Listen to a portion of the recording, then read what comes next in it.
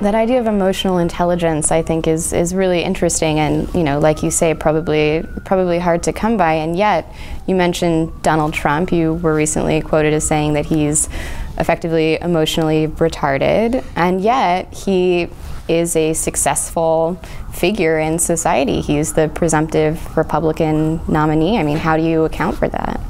Since I made those statements, I would say he's emotionally challenged because, emotionally retarded is not cool to say these days because, there are so many people who are handicapped and we don't want to include them with Donald Trump. So he's definitely emotionally challenged and undeveloped, and in my opinion, has the emotional age of a 3 or 4 year old belligerent spoiled child. And yet he is appealing to a lot of people because he brings out fear. When you bring out people's fear, they too revert to what we call the shadow self. It's a Jungian term for the primitive dark side that we all have. The evil impulses. Yeah, that we all have. I mean, it's there. And when there is a lot of fear, when there are primitive conditions as war or terrorism, when there's poor leadership, then when there's economic chaos, then this part of ourselves surfaces.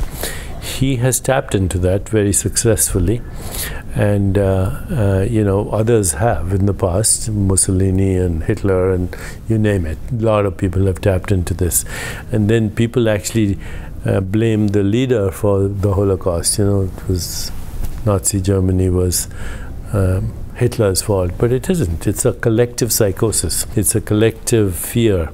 It's a collective impulse that surfaces and brings out the primitive impulses in all of us.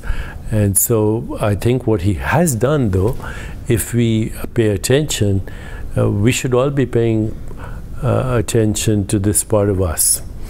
If you suppress the shadow, it says, you're ignoring me, I'm going to embarrass you. So he has done us a favor in many ways. Number one, he has brought our shadow to the surface, and if we bring light to it, you can't fight darkness with darkness, but if you bring light to it, it will influence our behavior.